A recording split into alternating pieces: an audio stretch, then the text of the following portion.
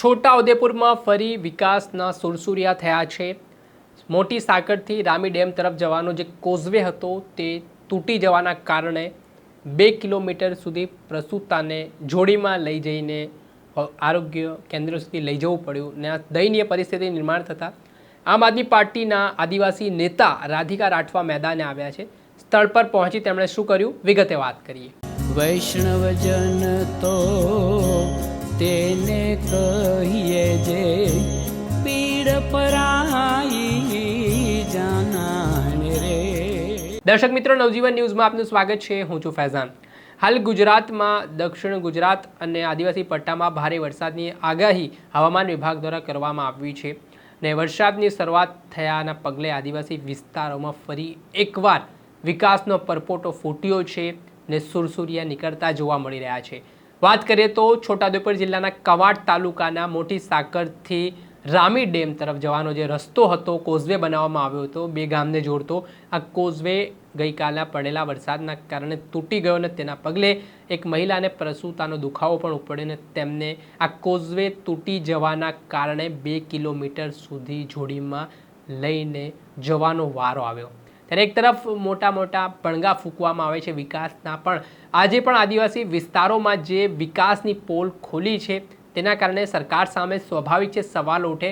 થોડા સમય પહેલાં શિક્ષણ મંત્રી રીવાબા જાડેજા પણ છોટાઉદેપુરમાં જે રીતે તેઓ જઈ રહ્યા હતા તે દરમિયાન કાં કીચડમાં ફસાઈ ગયા હતા અને ઘટના પણ સામે આવી હતી। ત્યારે આજે કોઝવે તૂટી જવાના કારણે આમ આદમી પાર્ટીના નેતા રાધિકા રાઠવા ત્યાં પહોંચ્યા। શું તેમણે કહ્યું તે સાંભળો।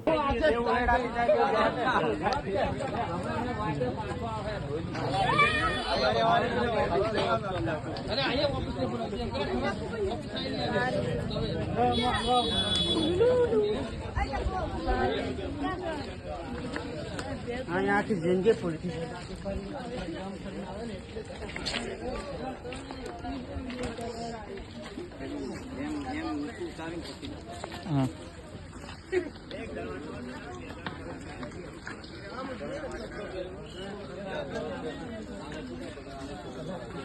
કાલે જે ઘટના અહીંયા ખંડીબારા જવાનો જે રસ્તો છે રામી ડેમનો, આ રસ્તો જે છે વર્ષોથી આનો પ્રશ્ન છે। વ્યવસ્થિત રોડ નથી અહીંયા બનતા। જ્યારે દેખો પુરાણ કરીને આનું તંત્ર ખાલી સમાધાન કરી દે છે।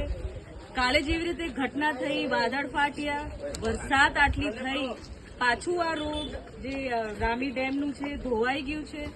હમણાં થોડા 1 કલાક પહેલા એક પ્રેગ્નન્ટ લેડી જે ડિલિવરી કરીને આવી એને ખોડામાં લઈને ગયા।